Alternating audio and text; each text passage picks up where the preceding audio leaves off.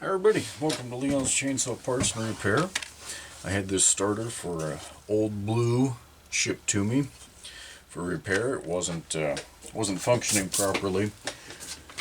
Bob wrote, what was happening was that after starting the saw, within a short period the recoil rope and handle would release a few inches, and then the cord would be grabbed by the mechanism so fierce it would wind the cord so fast and hard the cord would break when the handle reached the stop on the mounted recoil. I found the nylon nut-shaped piece was rounded over and worn, that it looked as if it would release on its own, then be grabbed fiercely by the motion of the flywheel and break the cord when the handle hit the cord stop. Please do whatever you think it needs doing. I've kept the original spring recoil as a backup one.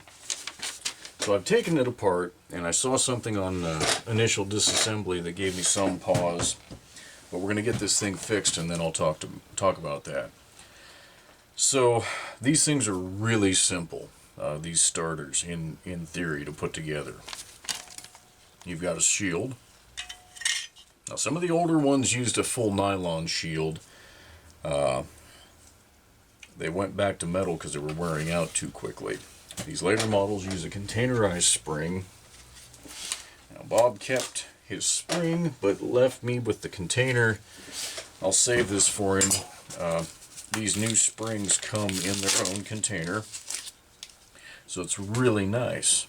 You just drop this bad boy in. A couple things before we get too carried away that I want to make sure.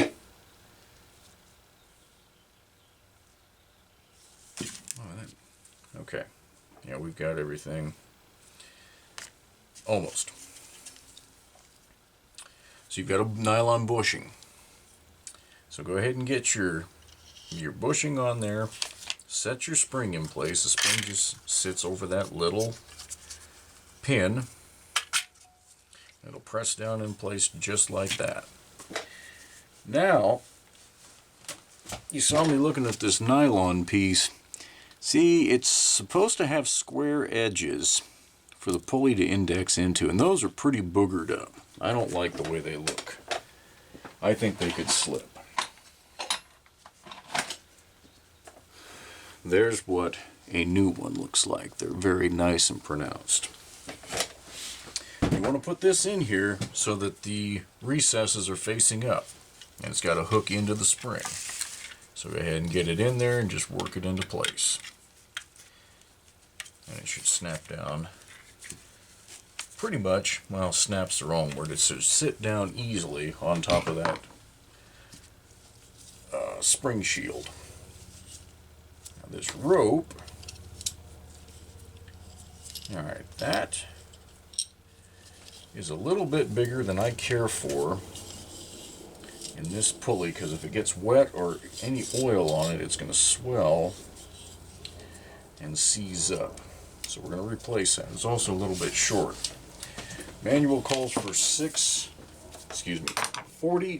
inches of number 5 rope. So that's what we'll cut off here.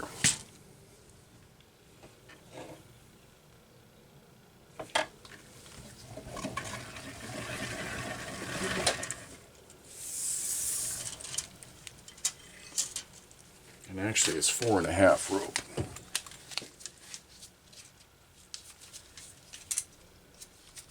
Which means it's 4.5 millimeters. Go ahead and burn the end. There's no gasoline around here to ignite. That's an important consideration before you let flame out. There we go. Now it won't ravel.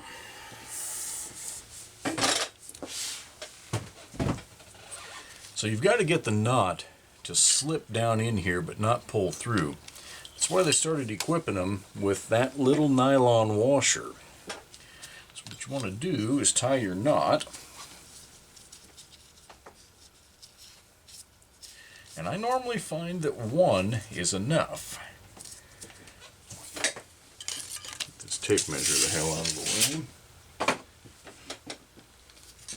Slip your nylon washer down so that it rests against that knot. And then fish it through. Pretty simple. And now you see that nylon washer has wedged itself in there. And you can press the rest of the knot in so it's completely recessed, and that is rock solid. Alright, so you can pre-wind your rope. You gotta think about which way the engine's going to turn when you pull the starter, and wind it the right way. This will kind of help you get everything set back into place. And when the spool is full, stop at your notch. It's in there, and pull it over. Now what you want to do is set this thing down so that it locks into those square ends of that nylon spring lock, and that just dropped right into place, just like that. Now if you look down there and the outer edge of this pulley is not sitting just slightly below the center shaft, something's wrong. Stop and figure it out. Because what you're going to do is drop that washer in. Whoop, and screw. You're going to screw that screw down tight.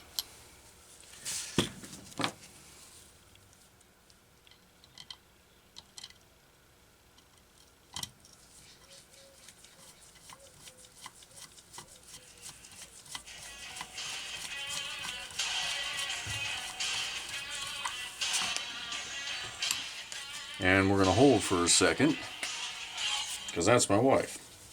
Hey. Just something edible. Probably not. T-Bell's fine. I said T-Bell would be fine if the kids are good with it. Pretty good. I'm making a video right now. You're on YouTube. Alright, love you. Bye.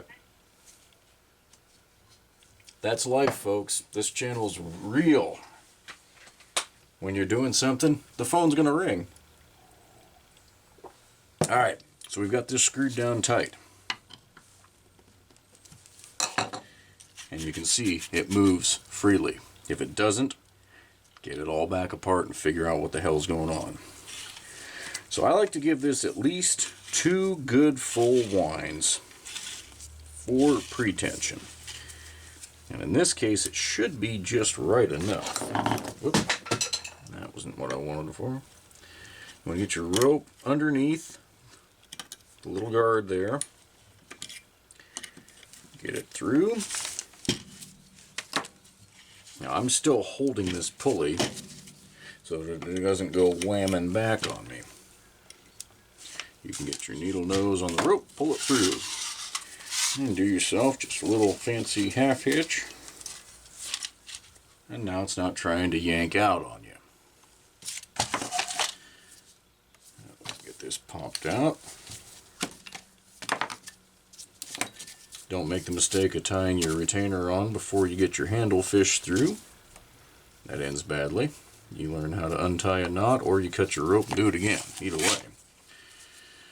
Alright, I'm going to go double up here, just because nobody wants a zinger. That should still fit in, and not bulge that too badly.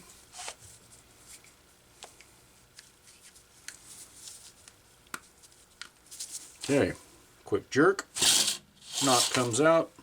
You have a recoil starter. Good travel. Retracts tight. You don't want it limp, kind of hanging to the side. You want it to pull up tight. Now, I told you I saw something disturbing. Pick the screwdriver up before I trip on it and kill myself. See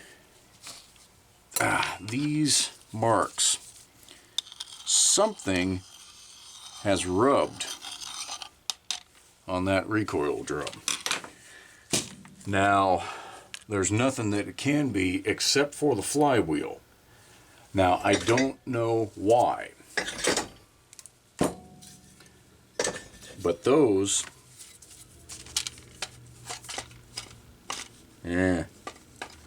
those line up with your pawl screws.